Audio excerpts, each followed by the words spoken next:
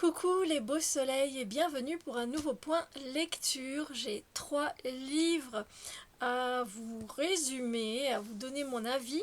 Le premier, ce sera Le Château de Hurle de Diana Wynne Jones et c'est aux éditions Inis. Il y aura également le 3e tome et donc le dernier de la trilogie de Pierre Pével, Le Paris des Merveilles, Le Royaume Immobile aux éditions Folio SF. Et il y aura aussi Reine des Ruines de Tracy Bengart aux éditions Hachette Roman, qui termine la duologie. Alors, en premier, on va revenir sur une de mes premières lectures de, de 2025. Je crois qu'on était... Ouais, on était déjà en 2025. C'est là ma première lecture. Le Château de Hurle, donc de Diana Wynne Jones, aux éditions Roman Inis. Alors, c'est une trilogie. Alors, ce livre quand je l'ai lu, je me suis dit, bon, ça va. Donc, ça va. En fait, je me disais, ça va, et je continue en me disant, ça va.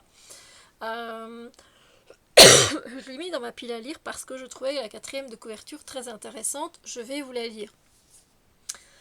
Au cœur de la contrée magique d'Ingari, dans le charmant village de Marché au Copeau, Sophie s'ennuie. Seule dans sa chapellerie, elle a accepté son destin d'aînée de la famille et de vivre dans l'ombre de ses sœurs, résignée ainsi à un avenir routinier. Après tout, tel est l'usage. Lorsqu'un beau jour la jeune fille a le malheur d'offusquer la sorcière des steppes, celle-ci lui dérobe 60 ans de sa vie, la laissant vieille et démunie. Cherchant désespérément un moyen de briser le sortilège, la jeune chapelière sera amenée à pactiser avec le démon du feu qu'Elsifer.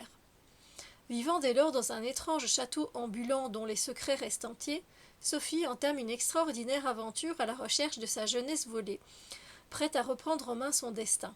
Un périple jalonné de dangers et de rencontres hautes en couleurs. Alors, en soi, c'est pas du tout un mauvais livre, hein. D'accord, c'était une bonne lecture, je lui ai mis la note de 3 sur 5. Ça fait pas beaucoup sur 10, je vous l'accorde. Mais donc voilà, on va se retrouver avec Sophie qui voilà, a mal parlé à un moment donné à la sorcière des steppes. Elle ne savait pas que c'était la sorcière des steppes et la sorcière a décidé de lui dérober 60 ans de sa vie. Et donc elle se retrouve tout âgée et elle arrive à aller à habiter dans le château ambulant avec le mage Hurle. Alors, le mage Hurle, il a une personnalité bien particulière. Sophie a aussi sa personnalité. Il y a aussi un autre habitant, je n'ai pas retrouvé son nom, comment il s'appelle Michael. Il y a aussi Michael qui est un apprenti qui vit dans le château. Et il y a Calcifer, le démon du feu, qui vit dans les cendres, dans les bûches et dans le feu. Voilà. Et c'est vrai que c'est des aventures, c'est un roman un peu d'aventure, fantastique. On voyage un peu, on découvre, on apprend à connaître un peu le mage Hurle. On apprend à connaître Sophie, pas vraiment. Et d'ailleurs, elle m'a un peu tapé sur le système. En fait, son caractère m'a énervée. Dans l'ambiance, enfin, dans l'ambiance.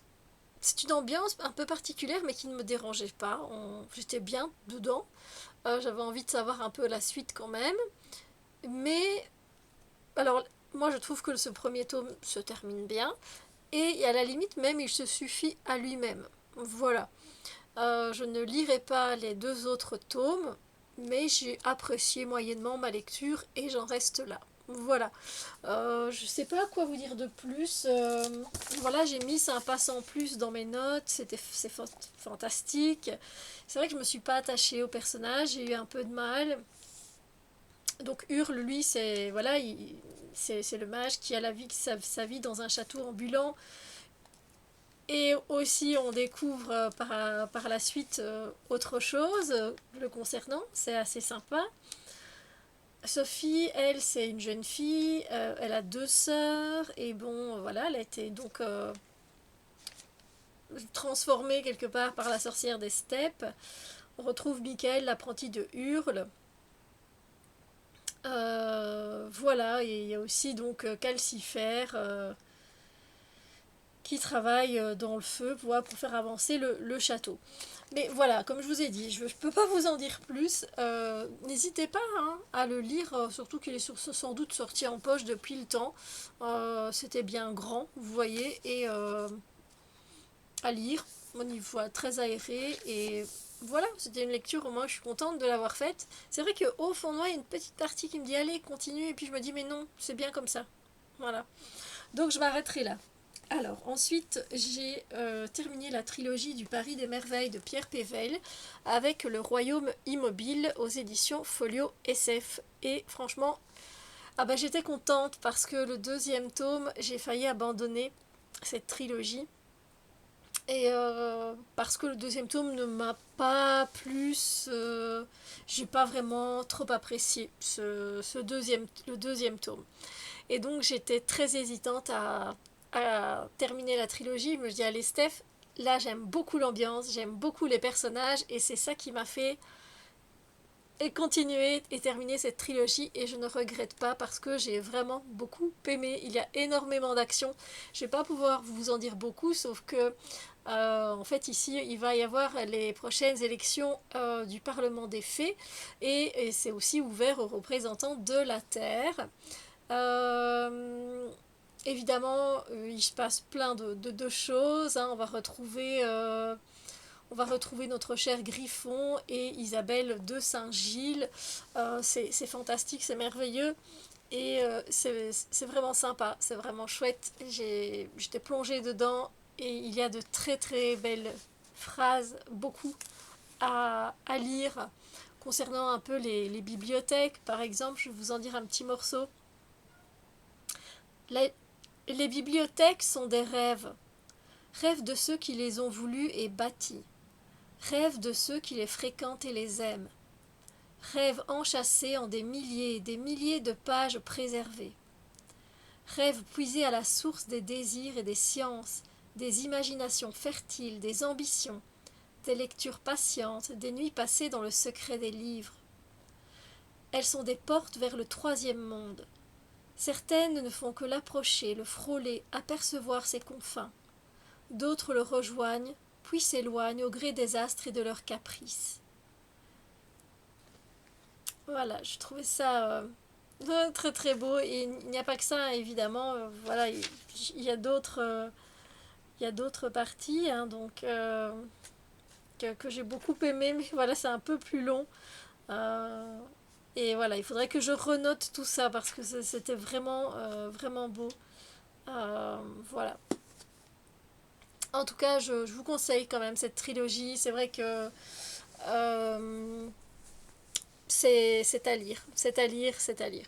Voilà. Et ici, je lui ai mis un 4,5 sur 5. Donc, vous voyez, de bonnes lectures. J'ai fait de bonnes lectures. Hein. Ici, les trois que je vous présente, ce sont des bonnes lectures. Bon, désolé pour la lumière qui va, qui vient. Je peux rien y faire. Le soleil fait ses caprices. Et puis voilà. J'ai terminé également une duologie. Donc, c'est de Grace and Fury. C'est le premier tome. Et ici, le deuxième tome, c'est Reine des ruines de Tracy Bengart aux éditions Hachette Roman. Là aussi, on est sur du écrit très grand, très fluide, très aéré et très facile à lire. J'ai bien aimé. J'ai bien aimé beaucoup d'actions, de retournements de situation. C'était la suite logique, quelque part, du premier tome. Voilà, je suis contente de ne pas avoir laissé traîner trop de temps. C'est ce que j'essaye de faire, hein, je vous l'ai dit maintenant. Si je lis une trilogie, j'essaye de voilà, de ne pas laisser trop de temps se passer pour pouvoir avoir tous les personnages en tête, l'ambiance, le royaume, etc. Donc si on se retrouve en fait au royaume de Viridia, un royaume essentiellement mené par des hommes, les femmes sont soumises, elles obéissent à leur mari, à leurs frères, à tous les hommes. L'histoire se concentre principalement sur deux sœurs, une sœur qui s'appelle Serena, une autre qui s'appelle Nomi.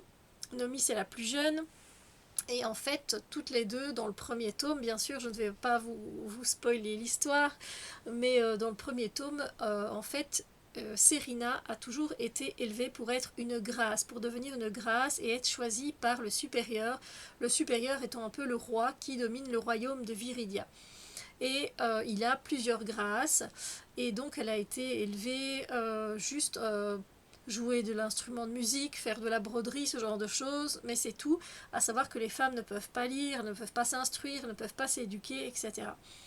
Donc, de l'autre côté, on a la petite sœur qui, pendant sa jeunesse, a appris à lire grâce à son frère jumeau, Renzo, et voilà, elle apprenait à lire, à écrire également parce qu'elle ne comprenait pas pourquoi les garçons pouvaient et elle ne pouvait pas. Et donc elle était déjà un peu rebelle dans l'âme. Et en fait, Nomi, elle était déjà destinée à être la suivante de Serena. Donc voilà, elle serait là partout, elle serait là pour l'habiller, pour la conseiller, lui parler, etc. Sauf que ça s'est pas vraiment passé comme ça.